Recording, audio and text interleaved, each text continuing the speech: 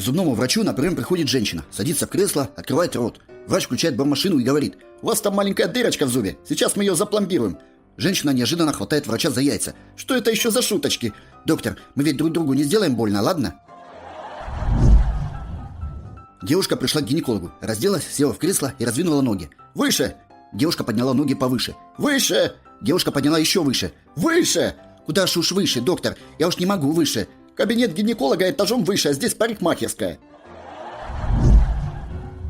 Стоят двое с бутылкой водки. Подходит еще один. «Можно я третьим буду?» «Да нет, ты будешь четвертым. Вас же только двое, а мы троих уже к черту послали».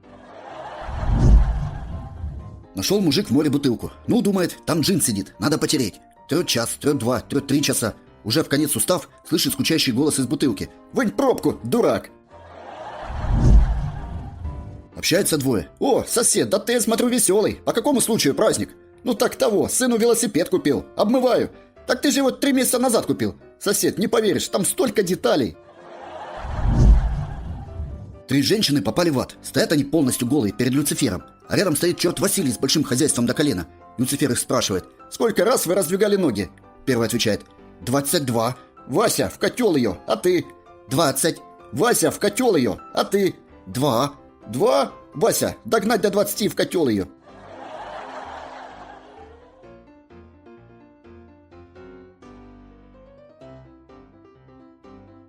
All right, everyone's presentations are done.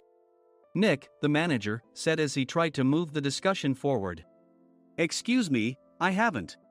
I recently found out something. Nick interrupted me and began to speak. There's apparently someone in this department who didn't graduate high school and is just a part-timer. Meetings should be for employees only. Absolutely right. His lackey, Mike, of course, agreed with Nick. I'm leaving. After leaving the meeting room, I started to shut down my computer. I noticed that an email had arrived, not in my personal inbox, but in the company's shared email. Thinking, there's no point in speaking up, no one will listen, I went home quietly. The next day, I heard a commotion from Nick's desk. He was staring at his computer screen, his face pale. "Nick, is something wrong?" Mike looked at the screen with him. And he turned even paler than Nick. Why is he so angry? Knowing the reason for Mike's distress, I thought to myself, serves them right. My name is Adam. My mother passed away when I was in the 9th grade, and I was raised by my father. Well, you could hardly call it being raised. After my mother passed, my father changed. He drowned his sorrows in alcohol, and though he still went to work, he squandered our living expenses on horse racing. Because of that, I had to start working part-time as soon as I entered high school. Every month, I went to the convenience store with bills in hand that couldn't be auto-deducted from my father's account. Even though I endured it because I didn't want to be alone, I reached my limit in my 2nd year of high school and dropped out. I found a live-in job at a distant inn. Thank you for everything. The day I left home, my father, still staring at the TV, spoke. Take care. That was our last conversation. Back then, 18 wasn't the age of majority, so I needed my father's permission to work, and I couldn't hide my place of employment. Yet, my father never visited me even once. I kept working just to survive, and before I knew it, I was 42. Years of hard work paid off, and I was transferred to the headquarters. I was thrilled to be recognized by the company, as I thought I'd be working in the field until retirement due to my lack of formal education. Listen up. Our work can change the future of our employees. Don't drag us down. On my first day after the transfer, Nick, dressed in an expensive suit, spoke sternly. There was a reason for this. Our inn was located in a prominent tourist destination, known so well that everyone in the state could sing its commercial jingle. At its peak, we had 5 locations within the state. But that was long ago. Due to financial difficulties and aging facilities, only the place where I had worked for many years and the original establishment remained. I was prepared to lose my job anytime, but now there was a glimmer of hope. With the rise of social media, the tourist area where the inn was located started gaining attention again. Depending on how hard the sales department, where I was transferred, worked, we could either thrive or be forced to give up this prime location to the new hotel chains continuously popping up. For Nick, who had switched careers from another industry to strengthen our sales, this was a battle he couldn't afford to lose. I understood why he had to be strict. I will do my best. Nick sneered at my enthusiastic declaration. Did you not hear what I said? I'm sorry. I thought I was listening carefully. Out of habit from years of customer service, I apologized reflexively, though I had no idea what had offended him. Someone was watching me with a smirk. In this department, there are those who are expected to excel and those who have been shoved here because they have nowhere else to go. You are the latter. It was Mike, the section chief. He's 7 years younger, at 35. But he was called to headquarters much earlier than I was and had been moving around within the headquarters ever since. I'm not jealous, but I can't accept that he's my boss. Graduating from a prestigious university, he has an unusually high pride and caused many problems as a newbie, making things very difficult for me when I was the front desk leader. When I found out Mike was transferred to the sales department a month before me, I was disheartened. Mike is right. With just a middle school diploma, there's not much you can do. Don't even think about achieving results. As if I didn't exist, Nick remarked, I'm thirsty. Mike eagerly ran to the coffee maker. It seems Mike is Nick's lackey. I regretted being happy about my transfer to headquarters, wishing I had stayed on site forever. Send a direct mail to every company on this list by the end of the day. Nick only assigned me tasks that even a new graduate could handle. What? There are over 1,000 companies. You want me to send to all of them by today? Yes, if you and your fellow misfits split the work, even those with nowhere else to go should finish by today. I glanced at the employees typing away expressionlessly. They were worn out from customer service, only thinking about leaving on time, or were women reassigned after having children, with zero motivation for work. Even Sam, a new graduate from the same university as Mike, who was supposed to be among the expected achievers, had no enthusiasm for the job, having joined the company wanting to do customer service. I don't care what they say, I plan to quit anytime, he said. Only Nick and Mike were highly motivated, making all the decisions between the two of them. I originally only wanted to work at the inn to survive and had no particular attachment to this job. I swallowed my words, thinking I had no right to reprimand them. About a month after the transfer, Nick told us with a frustrated look. To commemorate the 50th anniversary, we've decided to create a plan exclusive for one group per day. Originally, Mike and I were supposed to come up with it, but our president, Mr. Thompson, insists on hearing everyone's opinions. So, you all get a chance. As Nick explained, Mike began handing out prints. Make sure not to embarrass Nick. If your ideas are half-baked, you'll have to redo them. It seemed that they had printed his handwritten notes by Mr. Thompson, which included several questions and a section for free responses. It made sense why Nick had to seek our input, given that all responses had to be submitted to Mr. Thompson. We were given a week to think about it, and a meeting was scheduled to compile our ideas. My plan is to let guests enjoy both the old and modern America. Nick began the presentations. Guests would watch a master confectioner at a nearby traditional sweet shop make sweets in front of them. The welcome drink would be premium tea in a bottle. Nick's plan was certainly attractive. After his presentation, Nick called on us to present in the order we were seated. Just as I stood up for my turn. All right, everyone's presentations are done. Excuse me, I haven't. I recently found out something.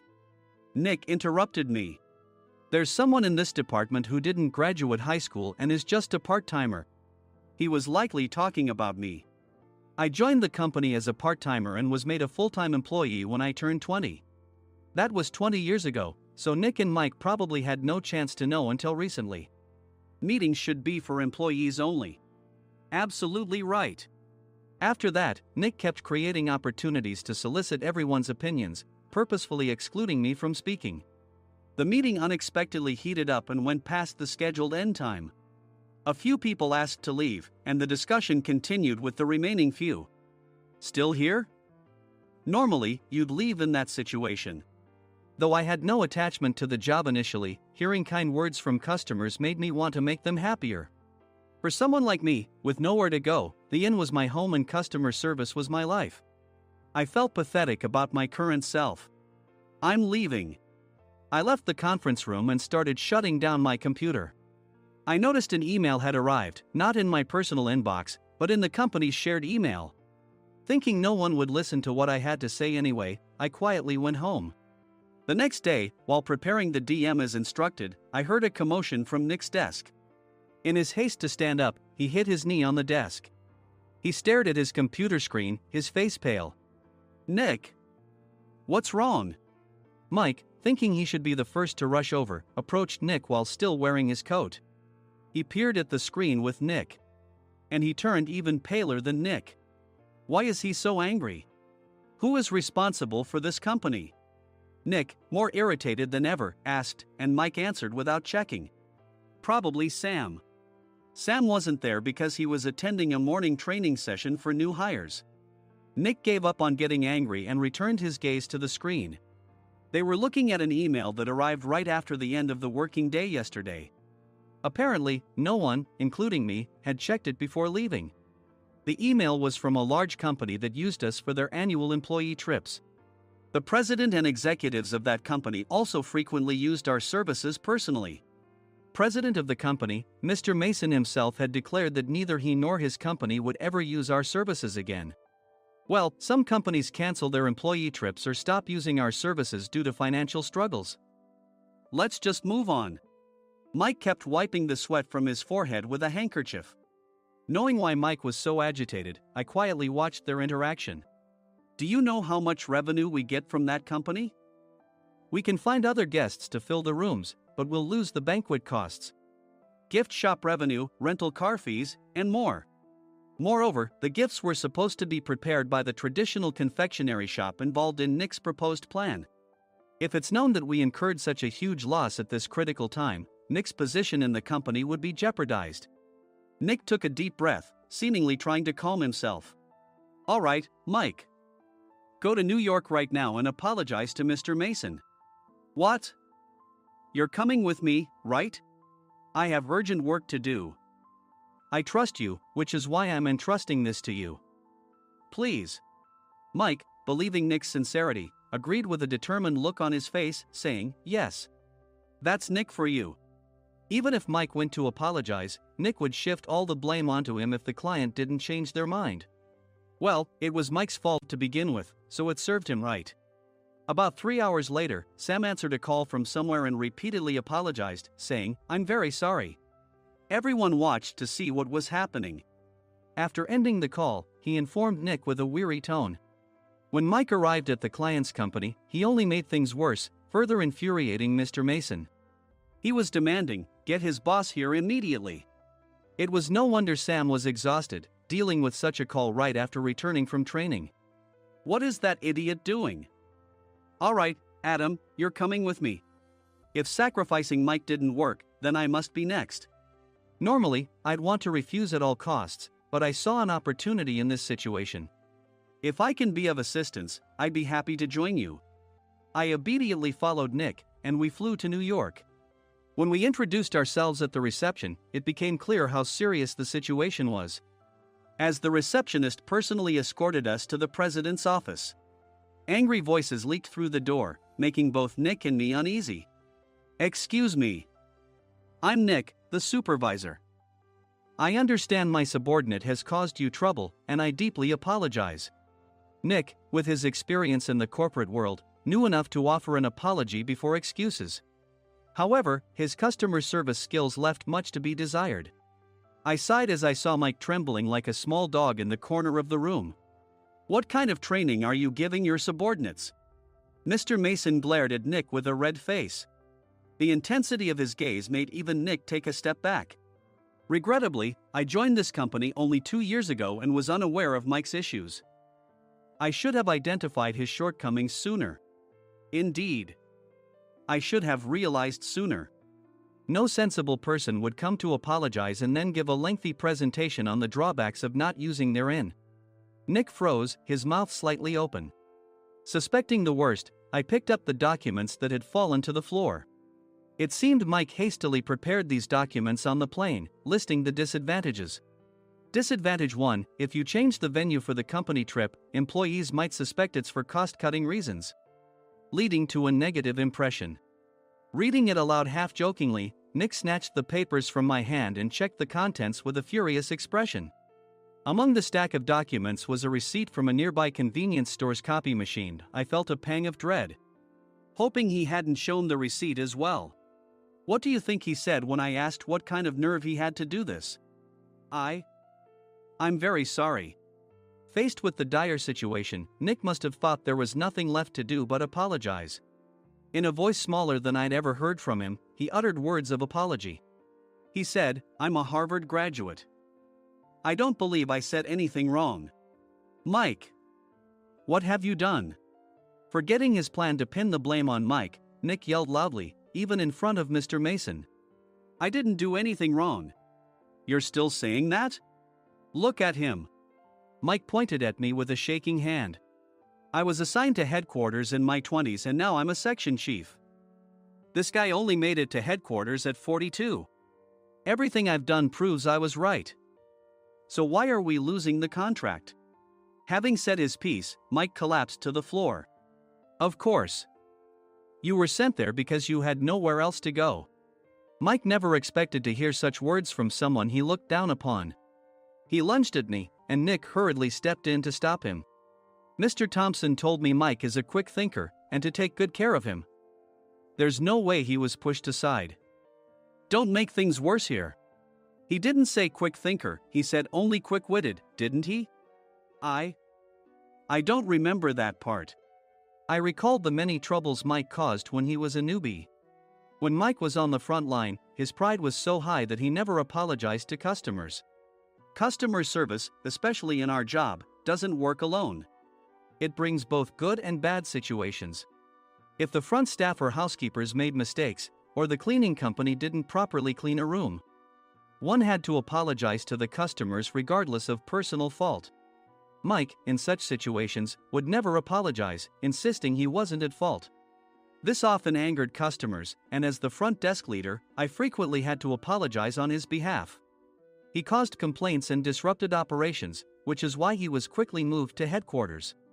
In departments where he didn't interact directly with customers, his quick thinking was beneficial and things went well. But it seemed his flaws were starting to show. Corporate reservations are supposed to be entered into the system by the sales representative. But a quick check yesterday revealed that more than 10 items were missing from the client's reservation. The handover document clearly stated what needed to be prepared. Why didn't you enter it into the system? Why do we have to give them special treatment? Filling rooms near the banquet hall, setting up all the food in advance. Specifying the brand of wine, they're too demanding. No wonder he always angered customers, I thought, feeling a headache coming on. Grouping them in rooms near the banquet hall is for our benefit too. It makes it easier for the staff to set up beds and serve breakfast since everyone's schedule is synchronized. As for the other requests, Mr. Mason suggested them to lighten our load. I didn't know that. Nick finally seemed to realize that Mike was the one who had angered the client. What did you say to them? I just told them we wouldn't give them special treatment anymore. We shouldn't waste effort on things that don't bring in money. I was utterly exasperated at his lack of understanding of customer service. Of course, we shouldn't comply with unreasonable demands. But carrying over successful practices from past stays makes customers feel remembered and enhances their experience. Good memories encourage repeat visits. That's part of our job. I looked down at Mike, who was sitting on the floor. In our job, nothing is a waste. Mr. Thompson likely moved you to the sales department, hoping you'd finally understand this. How do you think he feels now that you failed to meet his expectations? Mike, tears in his eyes, fled the president's office. I was amazed he still hadn't apologized. You have it tough, Adam. It's okay, we're all employees of the same company. I deeply apologize for this disrespectful incident. Especially after all the care you've shown us. If it weren't for you, Adam, I really would have stopped staying here. When I heard you were moving to the sales department, I was willing to reconsider if you handled it. Seeing us talk so amicably, Nick's face contorted. Do you two know each other? Adam's service is excellent. I always requested him specifically. Normally, we don't accept specific staff requests, but we made an exception for Mr. Mason, adjusting my shifts accordingly. He had personally stayed at our hotel just before my transfer, and during casual conversation, I mentioned, "I'm moving to the sales department soon." If I hadn't told him then, things could have been much worse. Please continue to take care of us. I look forward to it. On the return flight, Nick awkwardly offered me a can of beer. It's still working hours. Of course, I had no intention of forgiving him for a single beer. Nick might try to pin everything on Mike and avoid any consequences. While pondering this, a startling fact came to light. "Nick, the tea bottles for the plan have arrived."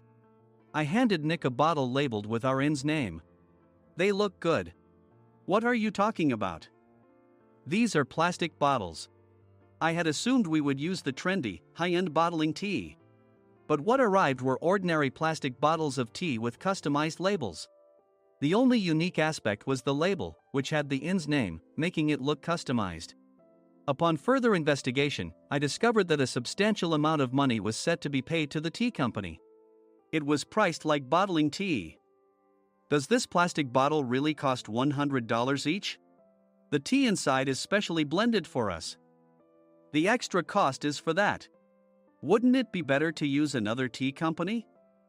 Or is there a specific reason we must use this one?" As Nick continued to make excuses, I showed him a printed email. I informed the tea company's president, Mr. Mitchell, that we discovered irregular payments and he confessed. He said you two were high school classmates and planned to split the extra money. That idiot. Why did he confess? That's not important. You should worry about yourself, this could turn into a police matter. Opening the bottle cap, I suggested. How about calming down with this tea? It supposedly has a relaxing effect. Nick drank the tea frantically. In the following days, decisions were made about their fates. Mike was reassigned to the General Affairs Department, with no chance of transfer or promotion, as per Mr. Thompson's orders. As for Nick, since the payment to the tea company hadn't yet been made, he narrowly avoided legal trouble. Instead, he was encouraged to leave the company, and to avoid further complications, Nick submitted his resignation. Rumor has it that connections between HR departments have made it difficult for him to find new employment. Even though it was good to have those two gone, something unexpected happened in the sales department. Everyone became motivated and united in refining the 50th anniversary plan. In the end, my plan was adopted. We collaborated with the Tourist Information Center to provide personalized guides. The plan, tailored to the number of guests, was truly special for the 50th anniversary. "Hey, is Adam's family coming to stay?" I immediately booked that special plan for my family. Sam noticed it on the reservation list and quickly picked up on it. "Yes, I'm inviting my father." "That's great. I might invite my parents too." I lacked the courage to face my father just as Adam. But here, with the confidence Mr. Mason praised, I felt ready. The 50th anniversary plan was a perfect opportunity to reconnect with my father. I hoped to bring back the days when we could laugh together as we once did.